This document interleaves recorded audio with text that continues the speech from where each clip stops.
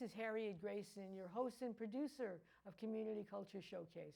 And I'm here with a great artist, someone who I've known for several years, does some very interesting stuff, and she's even going to show you her most interesting boots that she's wearing today, which are really an artistic styling of anything you think about when you go to a rodeo, for sure, for sure. I've been to rodeos, those boots don't look like this one. So definitely she's going to show you, we got a nice table here. Put it right on top here and take a look. So, Robin, why don't you tell us a little bit about yourself? Well, first I'm going to start with my boots. So here are my boots. Wait, I don't know. You can't see them. Oh, there you can. Yes, indeed. Jewel boots. Yeah, right. So right. I've always wanted to be an artist. I've been an artist, or like to do artwork, I would say, since I was a little person. And I guess I would say that when I was in my 20s, someone introduced me to the idea and to the artists who are considered naive and outsider artists. They're a little different than folk artists because they don't come from a training. Folk artists come from a training of something that's been passed down from generation to generation. Outsider artists, naive artists, are people that just for whatever it was in them, they needed to create art. And so they have to do it all the time. And they don't have any formal training about color or how you use a paintbrush or how you look at something and draw or any of the technical information that you would get in an art school. So they just do it out of the love of what they're doing. And that was hugely inspirational to me. I was about 21, 22, and it all of a sudden made me say, well, what was it that I loved doing more than anything else? And I remembered the first thing I did was cutting paper dolls with my mom, which I loved to do. So I started cutting paper dolls, and I was in a graduate program at the Art Institute in Chicago, and I was in a sculpture department, and there were all these very macho guys there. And sorry for all the ums there, but they said, what are you doing? That's wonderful. We had a great time, and I got a master's degree out of cutting paper dolls, which was quite remarkable. Oh, they should have hired you for a doll collection company. You could be cutting out paper dolls. So fast forward many years, and I'm an artist member of the Providence Art Club, and I have many friends there, but two really good friends, Paula Most and Ann Thatcher, were planning to have an exhibit. And I'll explain about their exhibit in a minute, but my work is very graphic, very simple, and has a childlike feeling to it. And so they invited me to join them, and the three of us put together this exhibit. And did we already show the image for the invitation? We'll show you the image for the invitation. There we go. So Stay Forever Young is a Dylan song, and then there's the Picasso quote that goes along with it, which is, it took me 4 years to learn to paint like Raphael and a lifetime to learn to paint like a child. Paula and Ann came across, Paula actually found some wood blocks that an artist named Gino Conte had done with children. He was a muralist, a painter, a sculptor, an all-around artist, and he was in Providence and very well known locally, and he taught kids. And he got wood blocks, he got blocks of wood, and taught the kids how to carve them, and they carved their images, which is what Ann and Paula's work is based on. And Paula rented a studio, and he had died, and all of his supplies and different things of his were there, and the wood blocks, the wood carvings were there. So Ann and Paula decided that they would try printing them. They were in a printing class, and they sort of rehabbed the blocks, and they printed them, and they got these great images of birds and kids and animals. You'll see one of horses, you'll see one of a dragon, and two using images of birds.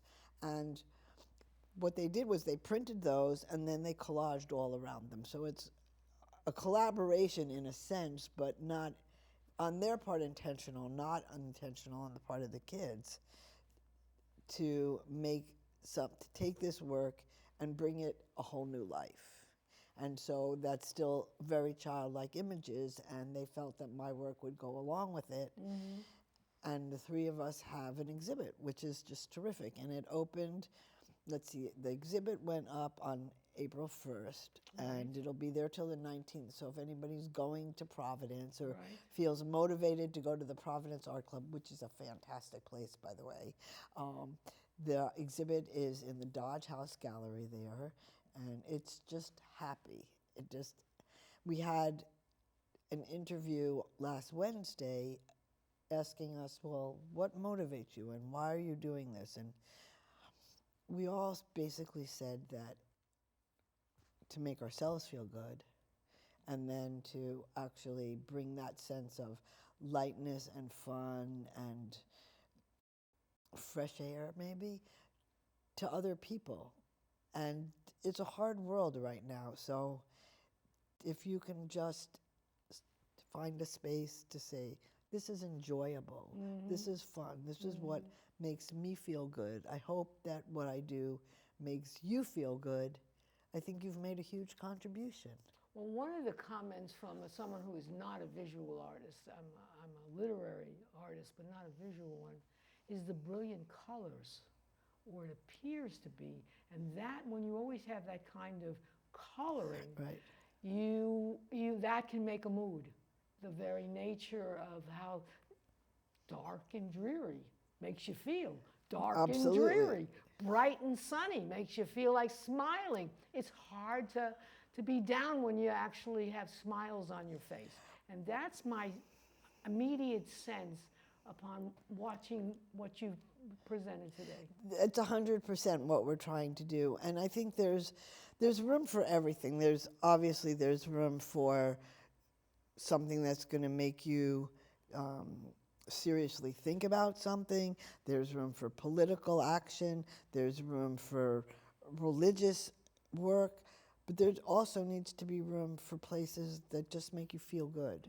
And I don't see that often, but that's how I feel. And interestingly, most artists, and I absolutely do know how to mix color, but I don't mix color at all. I use the colors right out of the tube because they're the brightest, they're the purest.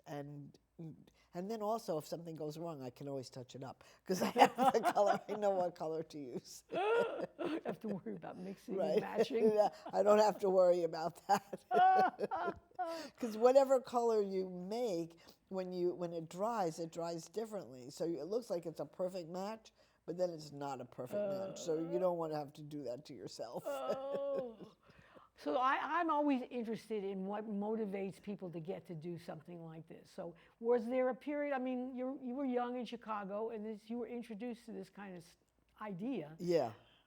Did it take so many years for it to manifest itself into No, something? it happened pretty much immediately. I started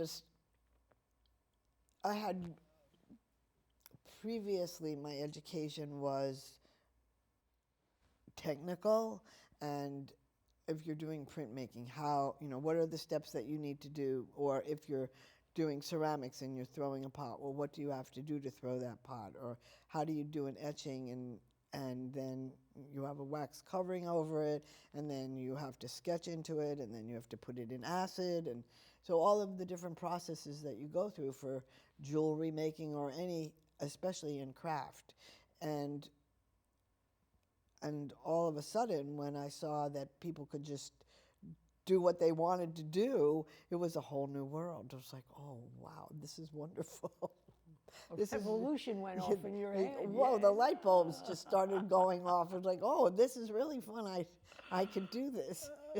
And I've never been very good at, so the early part of my education, it was expected that you were in a class and that you would be able to basically reproduce the kind of work that the teacher did, just like Picasso said he learned to paint like Raphael. But really, and when I teach kids, mostly I teach kids, but I say this to anybody, what's your voice?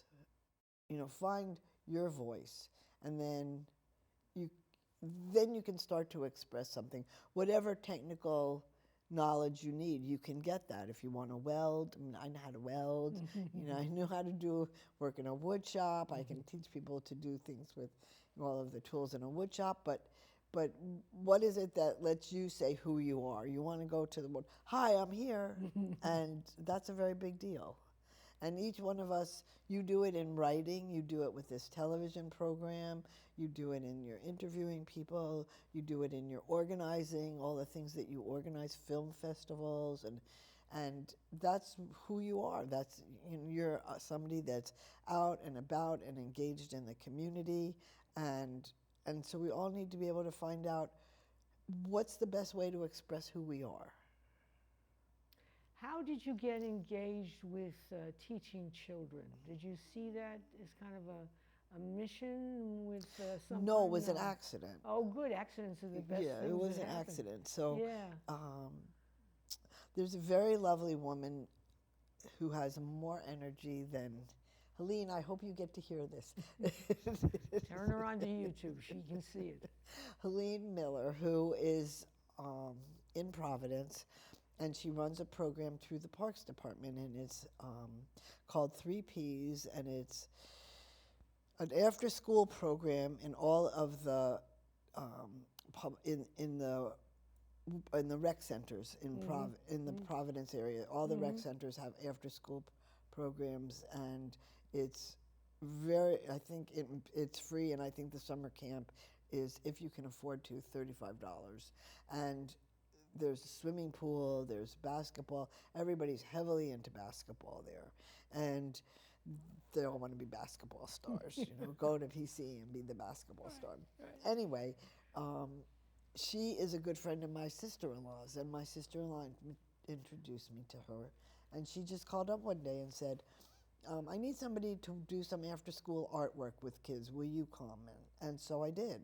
So I've worked in, I don't know if all of them, but in most of the rec centers over a period of, 10 years maybe, something like that.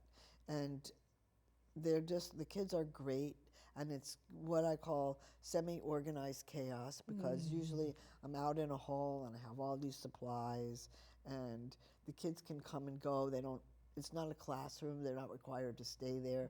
So they come, and then they go get an ice cream, or then they go shoot a few hoops, and they come back, and they're running around, and we kind of just make whatever we can make in an hour and a half, and that's that. And each place would be just once a week. Okay.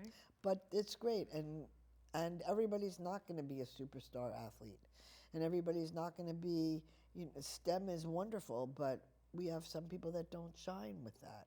So we need to find all of these different avenues to help kids and us too say, you have real value, and let's see what it is that you like to do. Yes, we find as the technology has gotten more and more important, that the whole idea of the artist, the writer, the painter, the sculptor, somehow has lost favor in the public's eye about things that the public dollars should support, especially in the schools.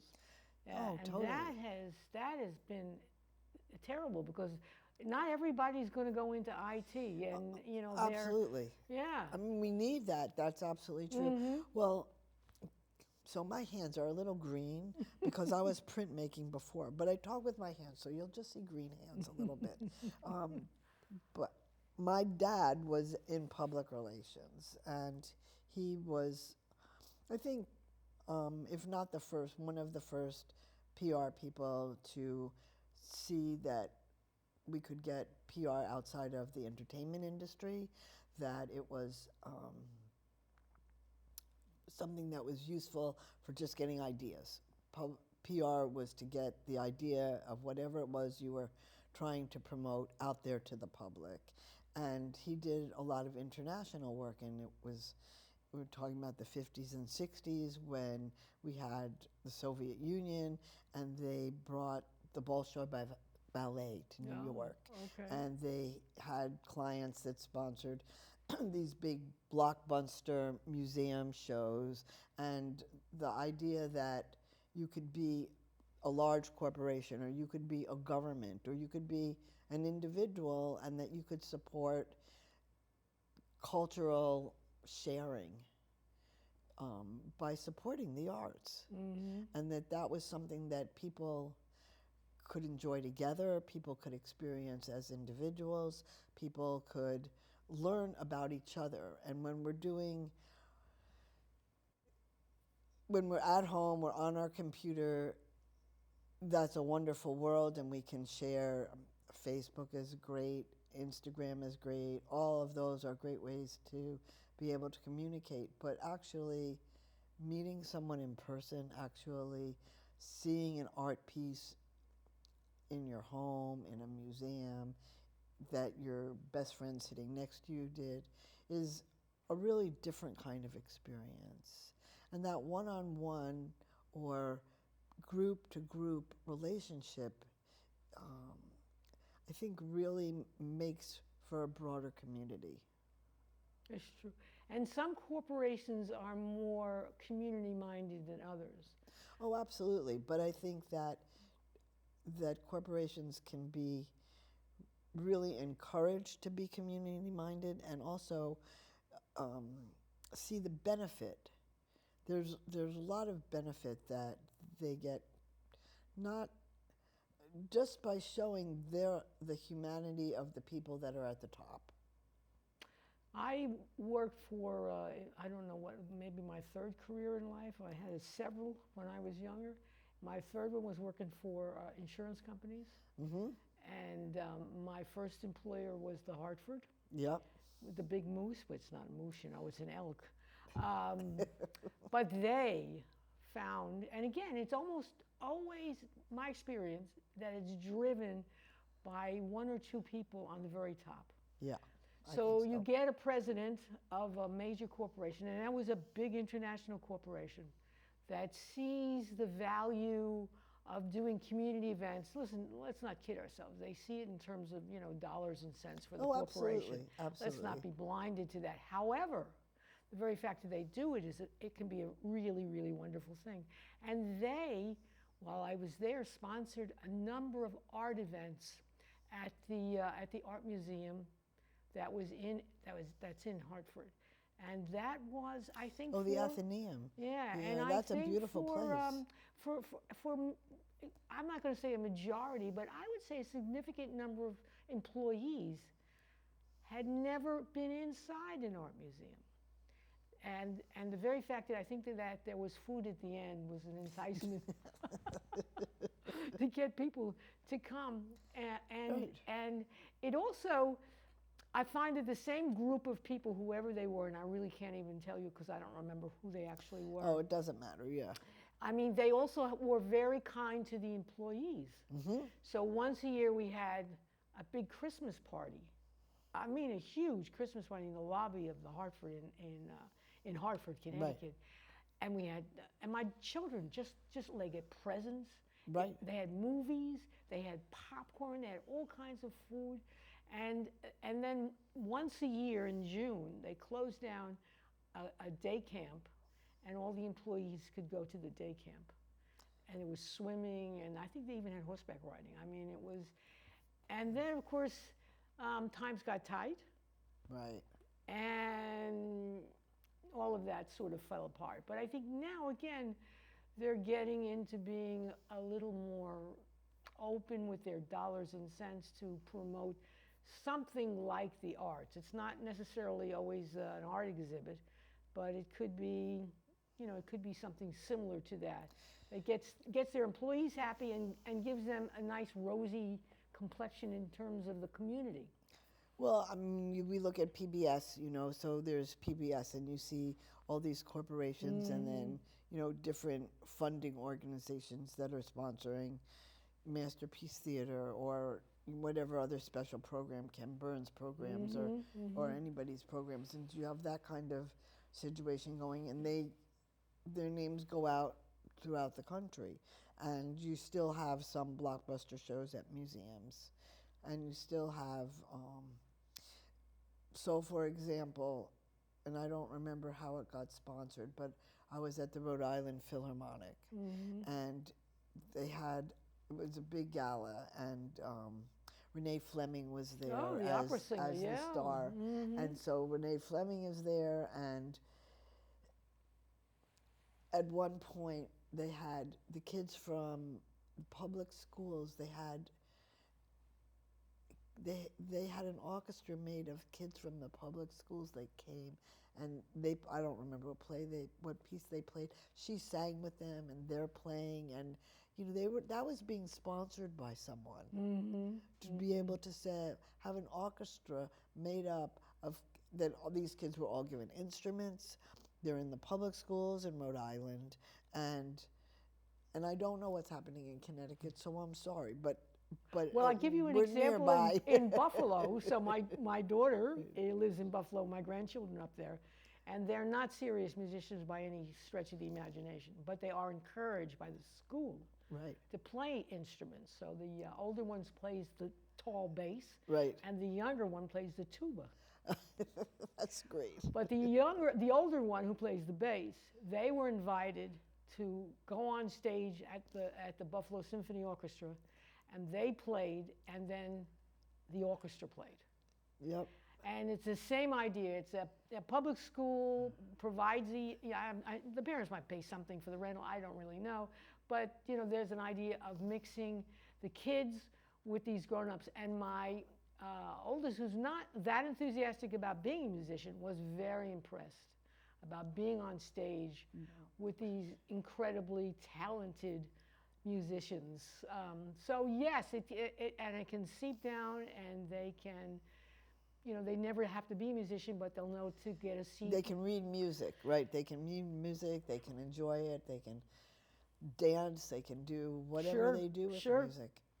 In Philadelphia, they have a program with the Philadelphia Orchestra where there are a lot of broken instruments in the schools. And so they take the instruments and they put them together in whatever ways, and then they actually have a concert with all these made-up instruments to raise the money for the musician, for the music program in the schools, which is really cute. Yeah, it is. So I think everybody can participate in one way or another. Right. Even if you're just an audience member, that's fine. Or you can give a couple of dollars.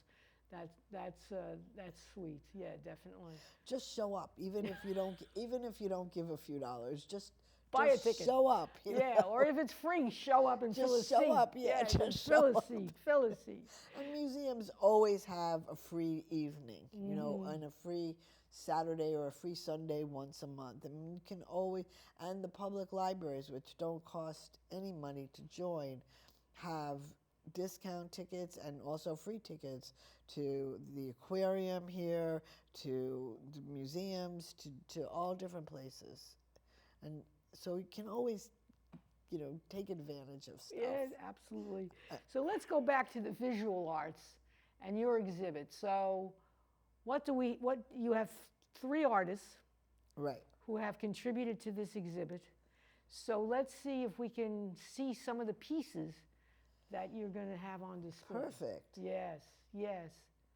That's by me. And what's it called? Do you have a name? I do, but I don't remember. It's okay. It's got a vase. It's a kind of a vase. And it's funny because when I start to make something, I don't necessarily think that it's going to be successful, but more people gravitated to that than in most of the other pictures. The pictures of mine that we're going to see today there are only 2 of them, but they're very small. They're only 5 by 7, and I made them so that I could send my family a calendar every year, and I make some either a collage or a print or a painting and photograph them, and then I go to a store that's very lovely to me and usually doesn't charge me full amount, and they reproduce a little calendar. That is very nice. Yeah. Now, I am looking at this, and it gets back to what I said earlier, was the brilliance of the colors. So that's always, in my mind, it makes it something special, and it makes me feel good because it's almost like it's smiling at me, and it looks like little flowers, and maybe little insects that are with these flowers, and these vines that I see there with little flowers, and it makes me feel really, really good. It makes me think that I might even be outside somewhere getting this kind of stuff because it seems so brilliant that the sun must be shining on it, and therefore I have a smile on my face. Well, the other thing when I painted, and I started doing this a number of years ago, you can see a little white line that goes around everything, every different area, and that was really, it made things pop. It was I was like, oh, I was working with oil pastels, and oil pastels, unless you want to blend them, you have to keep them a little bit apart from each other because otherwise you get a mess. And so I was seeing white around some of the images, and I'm like, oh, I really like that. And so now, most of the time, not all the time, I paint a little bit of white around each separate area. It's like a boundary. Yes. Yes, yes, that's very interesting. So that's your visual clue that you want to keep repeating in your artwork. Well, I like the way that happens. And the other thing, this is just on a little wood block, but the other thing that I do very often is get old frames, and I have a friend who puts masonite in them for me, and then I just prime them, and then the painting goes over the frame. So that painting, it extends to the sides also. So I must have you come to my house because in my basement I must have dozens of frames. You can have them all. Be my guest. They are well, thank available. you. We'll be a little picky, but that I would love to. That would be great. Well, that's it. That's a very cool idea.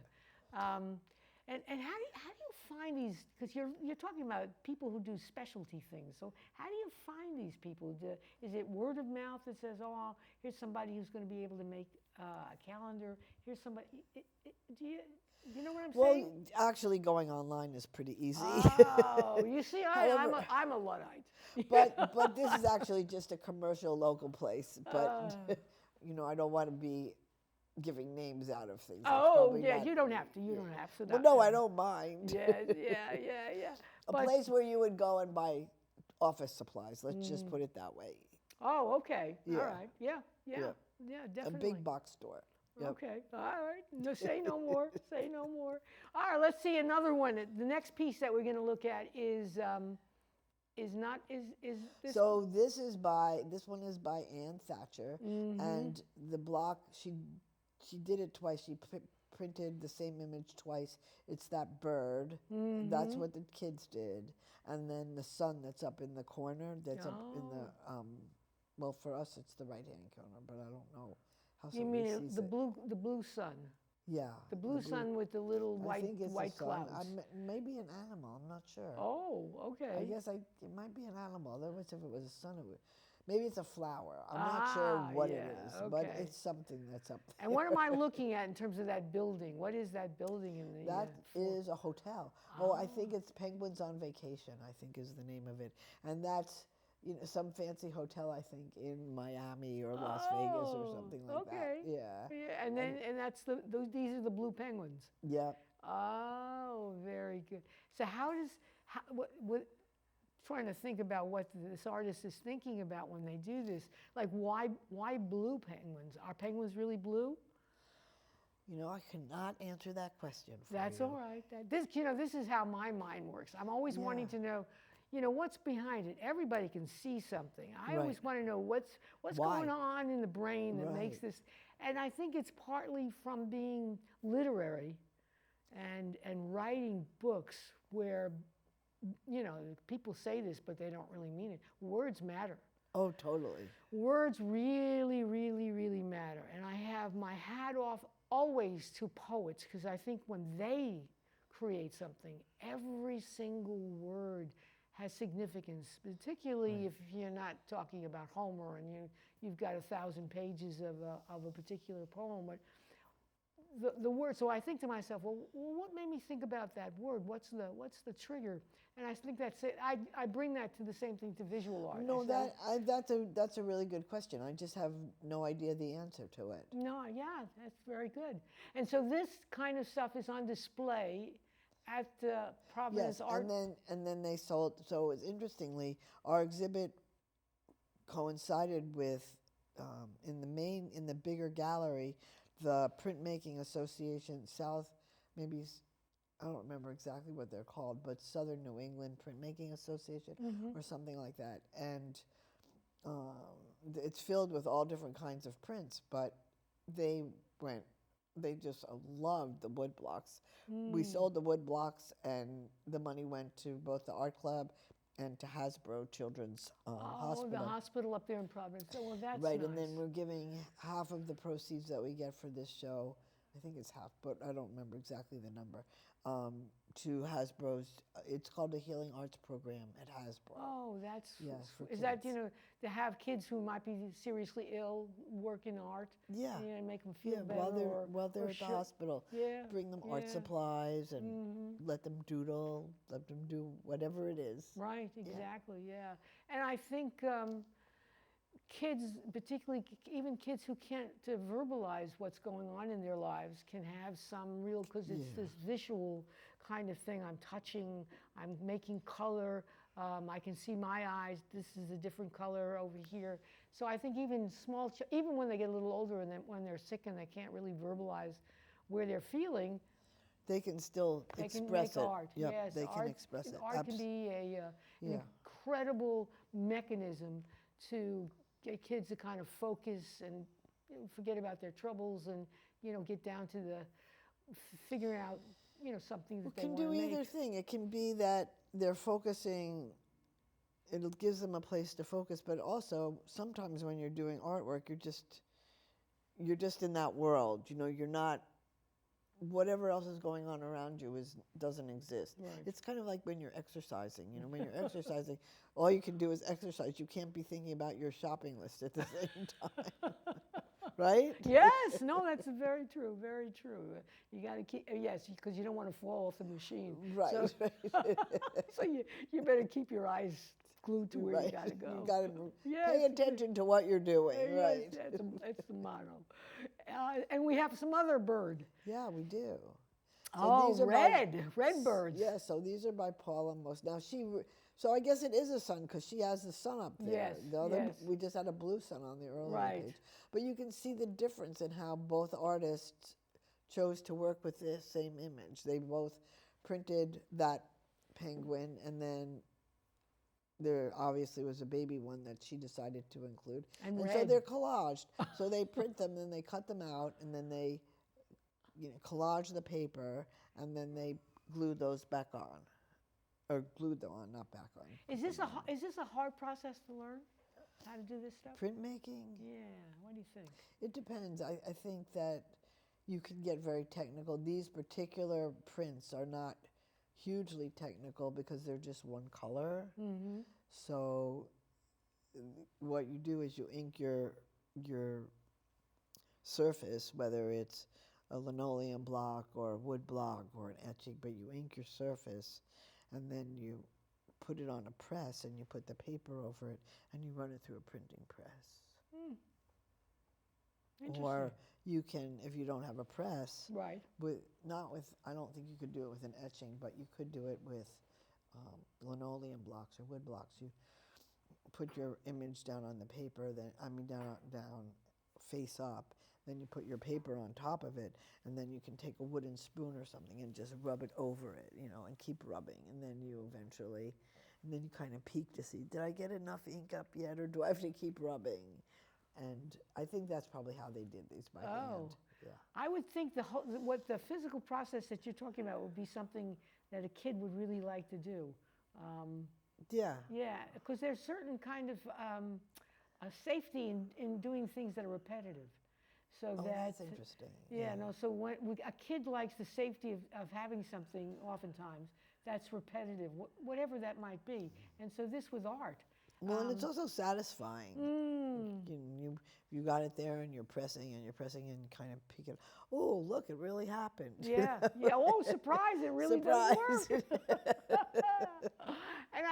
And the things that you do with the rec department with the kids, I think is, so important that kids it's terrific. get. Not that any of them might become professional artists, but the Who very knows? fact that they can express themselves, because it takes a certain kind of person, usually a certain age, where you could do anything verbal in terms of poetry or Right. writing or something like this is the kind of thing that you never have to have control of the English language or any language. All you play, you Right. touch, Right. you feel, and I think for a lot of kids that's an extremely useful thing to kind of learn Yeah. for yourself what to do. And you're right in terms of healing and kids in physical danger, you know, that, or whatever, if they're in a hospital and the stress of that and the fear, I think that it's a very helpful outlet.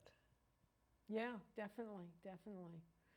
What else do we have to show? We have a real interesting variety here. Oh my goodness, dragon face. Yes, so this is also by Anne Thatcher, and so she has the dragon, and some people were calling it a dinosaur, but then she decided definitely it's a dragon and had fire coming out of its mouth. So Right, that's right. absolutely a dragon. Yes. And the dragon was, you know, another one of the pieces that the kids did.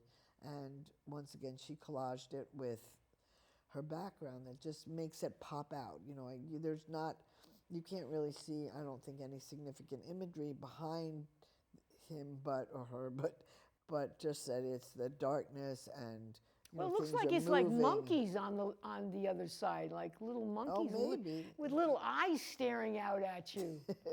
Oh, okay. You know, you see what I'm seeing? Yeah, See, you know, I that's a do. wonderful thing about art, a little bit less in literature, is that I can have a completely different image in my mind, and you can have and then the artist who made it can, in fact, have a very different view of it. But that's the kind of fun thing about looking at And it. it's all true. Mm-hmm. It's all right, and it's all true. Right. And I love that he's red. Yes. He looks a little like a king. Right. He has a crown on his head.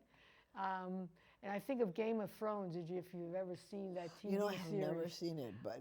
Oh, yeah, the Dragon Lady. Boy, oh boy, that was a good one. So yes, and dragons have become popular all of a sudden. You know, we go through phases in even the things that we like to play with and write and color and whatever. So dragons are very much, I think because of Game of Thrones, they've become very popular as images. Well, the one Paula did, I think she named it King of the Hill because he's climbing, but I don't remember what Anne named this one. And then we have one more, although there are lots more at the exhibit, I am can assume. And then this is Butterflies in the Garden, I think, or something along those lines. And it's a painting that I did. And that's the one that's on our invitation. Oh, okay. And there I assume, is the sun behind everything. Oh, yeah. Yeah, the sun and the flowers and yeah. And again, brilliant color. You know, it's just, you know that the stem should be green, but they are really, really green. And you know that butterflies can be colorful, but these are really colorful. So Thank yeah, you. it has this really. I'm smiling because I'm looking at it and I'm thinking, oh, yeah, that's cool. I like that, yeah. And it's springtime because, you know, finally we have butterflies flying around outside with the birds and the flowers. Oh, yeah, we're almost and in today, spring. a Sunday, let's go and worship the sun. I mean, that's the truth. Yeah, it's a beautiful day out today. You're in no sleeves and I have a jacket on. I'm in short sleeves. I'm not really cold. I'm just not dressed all that well, so I kept my jacket on. That's all right. That's all right. Can we have the flyer just showing us what the exhibits? Here we go. Here we go. So tell us again, because it's interesting about the stuff that's on that flyer. Stay Forever Young. Yes, so that's a song by Dylan. Bob Dylan, yeah. And then there's the Picasso quote. And, you know, all three of us really want to just say, well, what is it that makes us happy doing art? What's the best part? And that is to just be free. And I think when you can get into the child part of yourself, that's a liberating feeling for you. You just can be loose and enjoy yourself, and anything goes. It's all okay. Yeah, yeah. And I think that's it's gratifying, it's relaxing, it's a good way to be able to share yourself with someone else. And anybody can do it. Yeah. That's the other thing. We have this misconception that you need to be an artist, you need to go to art school, or something like that. But it's not true. We have a whole history of particularly American artists that didn't go to great art school like they might have in Paris or in Rome, but nonetheless they've produced Well, beautiful also art. there's in New York City there are all these fairs, art fairs, and they're all over. I mean, there's a big one in Miami. There's a huge one in Germany. Was the first one in modern time, and there's even one now for outsider artists, and it's so much fun. Yeah, yeah. So Who puts on something like that? Is it in some I association? guess the galleries do. I don't Oh. really know. I guess it's sponsored ultimately by the galleries Uh-huh. that are selling the work. Do you find, so we're in southeast Connecticut and westerly Rhode Island, and hardly what you'd think of the meccas for visual art, but in fact, there is a lot of artists out here. Oh, definitely. I think Stonington Borough has a lot of artists that I think live there. I'm not 100% sure, but at least vacation there, I think live there. We have the Mystic Art Museum. We have galleries. We have the Co-op Gallery in Westerly. We have Charlestown Gallery in Charlestown, which is a really terrific gallery. And I know there are other galleries around, and there's different venues. There's Jamestown Art Center. There's, is it Warren? Warren, I think, has an art center that's very oriented towards ceramics. There's, the college is right here. Connecticut College has a great art department. Oh, okay. And then there's a gallery for the University of Connecticut in, what's the name of the old estate? There's a huge estate. Is it in Groton? I think it's in Groton. Not Harkness? I can't remember the name of it, but they have a gallery. It's an old mansion. It's beautiful. People get married there. Oh, It's a okay. big stone mansion. Yeah. I'm pretty sure it's in Groton. I'm not 100% sure. One of the, I've had a number of artists on this program, visual artists on this program before, and many of them say if they don't come from around here, they've drawn to this area because of the water. Definitely. The whole, not only the ocean, but all those little ponds and Well, and the light. the rivers. It's the light. Yes. It's a very different though. I mean, we have the Florence Griswold Museum. Yes, And that was basically an artist colony almost. She had this house that she inherited, and she couldn't afford it, and she started renting out rooms to artists, and they would all come as a group in the summertime and paint there.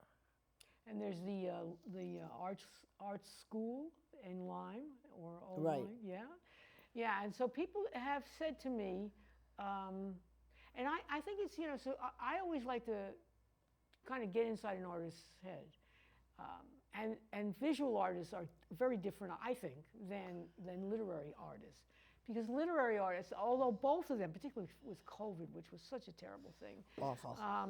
but as a writer, you can hide in COVID. You don't need to see anybody. You can just sit there in front of a computer screen or write in pencil on a piece of paper. I mean, you don't need an audience.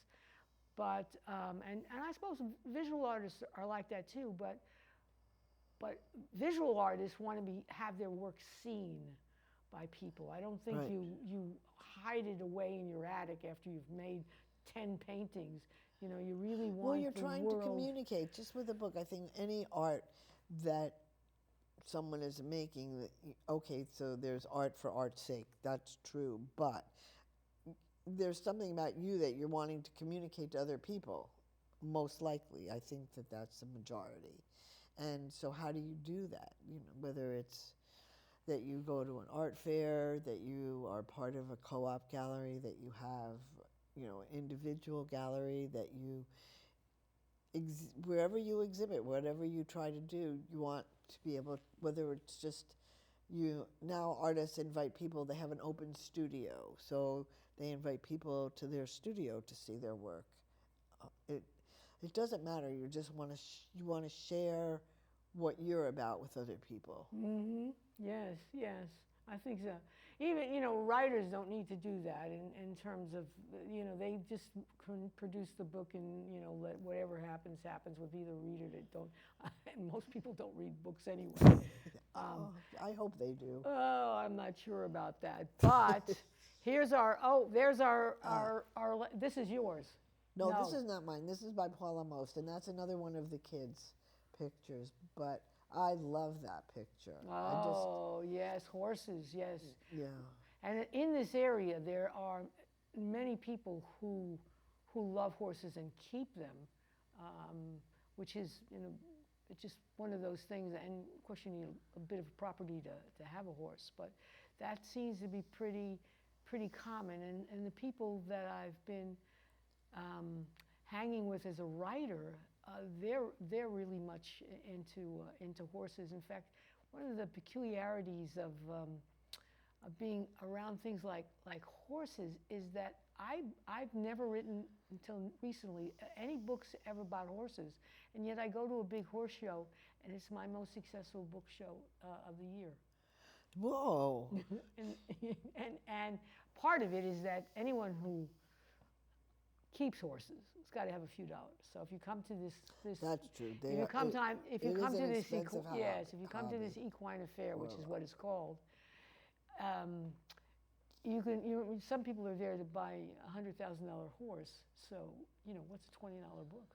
Yeah. And they're there to buy. They're there to shop. They're it's actually where last year I broke my hip. Oh, is that weird?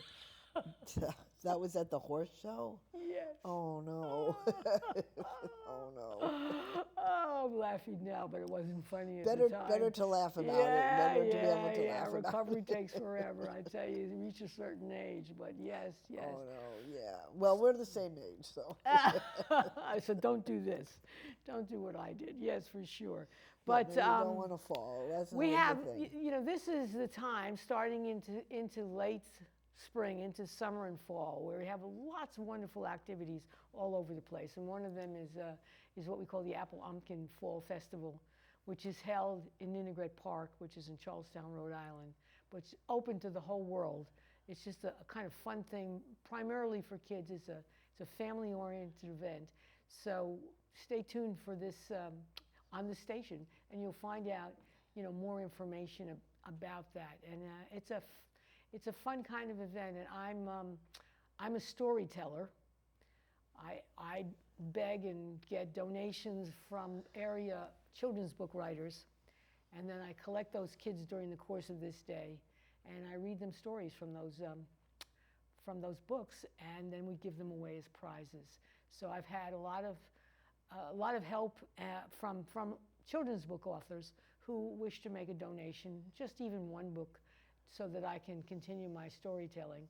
So if you're a local writer, you don't even have to be a local writer, but a children's book writer who would like to donate one or two books, my email is graysonharriet@gmail.com, and please contact me or contact the station, because I have been helped over the years.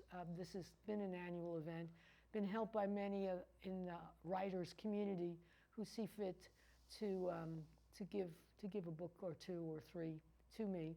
Some of you children's book writers have 1, 2, 3, or 4 books in your collection of series that you might have. So I'm always looking for that, and I thank very much the people who have been helping me over the course of the last couple of years so that I can continue my storytelling. And we have little ones, a child is in the womb, can be read to. So certainly there's a lot to be said about reading to your children. And I know there's been several special programs, but one that's interesting is that women, mothers, when they go to get the checkups for the children, If a physician, a pediatrician, says to the mother, you should read to the child, or if a obstetrician would say to a pregnant woman, you should read to the child, the mother is more likely to take that advice than if it's given by any other kind of practitioner, including family members. So there's a lot to be said, yes, and there is a doctors organization that's in a national organization that gives out books and advises mothers to read to their children. The child is never, never, never too young, and the child is never too old. Even older kids, you wouldn't read them a children's book, but you could read them something else that they might enjoy, that sharing moment. So there is real value in that, so I encourage that. The other kinds of stuff that we have coming on, I don't have a flyer about it. Robin is someone who's associated with this too, is we've been having a film festival during the course of this year in Westerly at the United Theater. On the third Tuesday of every month, we have I'd call it a kind of a Jewish-oriented film, and it's open to the public, and the United Theater is wonderful, and they host it. The prices are really quite reasonable, and we've seen some really fun movies and some, tough ones. Tough ones too. Yeah. We've seen Schindler's List, and one of them was Funny Girl, another movie. So I mean, we try. I'm kind of making the decisions about films that should be seen. So that was that was two of the ones that we chose. The one which is tomorrow, I don't know how quickly this is going to be shown, is going to be about a young man from India, the country India, who wants to be a dancer. And being a dancer as he wants it to be is not quite in keeping with his the religion and the social customs in Indian culture. And so it's a wonderful story about a young man, and his mentor is an Israeli dancer director who inspires him to keep on pushing, to do something that's not ordinary, that you can do something extraordinary, even though people discourage you from doing so. So it's a kind of really nice upbeat movie, and we have a reception beforehand where we give out lovely Indian food. So everybody is welcome. And then next month, third Tuesday in May, we have the movie Across the Waters, which is a Danish language movie, which is based on the true story of how the people in Denmark organized, this is just among the people, organized to get boats and take their Jewish citizens from Denmark across the waters to neutral Sweden. And a couple of thousand Jewish Danes were saved by this action. And one of the congregants of our synagogue is from Denmark, and one of the people who's written about this and the boat that they used will be speaking after the movie. So call me. Well, you can't call me, but write to me, Grayson Harriet at Gmail, if you want more information about the film festival. If you have I'm always open to ideas about films that we should show. So that's possible. And also, I teach a creative writing course, completely free, Wednesdays at 11 a.m. at the Pawcatuck Neighborhood Center. We have a lot of fun. We talk more than we write, but you have to inspire people, so we do share our writing. We are absolutely calm and very cool about any comments that we wish to make. We're not a cruel bunch of people. We want to make sure that everybody reads out loud, what they write, because oftentimes you don't have to be a playwright, but actually even an author, that you like to hear what it sounds like, because many times people who actually read carefully will, in some cases, they're reading out loud to themselves. So it's a great opportunity. Please come by. I'm a fun teacher, as you can tell, and I enjoy everybody's writing. I'm really fair-minded and easy, so I like to hear everybody's working. So I want to thank my guest today. Well, thank you for having me. My artist friend of several years. Thank you. Yes, and we can be inspired by your work. And in particular, oh, that's lovely. we can be inspired to make sure that our young people have access. To materials, yep. Yeah, so Yeah, that and they encouragement. can encourage them to Yeah. be and do art projects. Absolutely. Because it really is beneficial, Yeah. whether the kid is, in Hasbro Hospital because he has cancer, or he's just in the Parks and Recreation Department, looking for a summer program. Well, it's life-saving. It's life-affirming, I guess I would say. And that's important to be able to do for kids, for all of us, right? Right, exactly, For all of exactly. us. So you'll have more exhibitions and other kinds of work in the future. An I artist, sure hope so. Yeah, an artist never gives up. So you'll be able to come back on our program and bring some more of your artist friends, including the woman who's involved with the Parks and Recreation Department. Well, we'll try to get Helene here. That would be lovely. Yes, and she can see herself on TV and talk about a program that's really very important. Yeah. And even wealthier school districts are neglecting the Oh, arts, absolutely. music and Yeah. visual, Yeah. and just art, and that's a mistake. Every kid needs to be well-rounded. It gives you, Yeah. expansion of your mind is really what really Yeah. matters. Just even an appreciation of the arts is really important to be a full person. Yeah, and maybe you'll become a patron and donate to the arts. Yeah. Or Yeah, maybe they'll keep even 'em- be more revolutionary. Who Yeah, knows? Yeah, keep the message alive. Right, Exactly, definitely. Exactly. Well, I want to thank my guest, and I hope you Thank enjoyed the you. program. This is the beginning of spring. We hope to see sun and lots more people coming by, artists of any kind. If you are in the arts and culture business or know people, again, contact me, GraysonHarriet@gmail.com, or you can contact directly the studio, and you can be a guest on my show.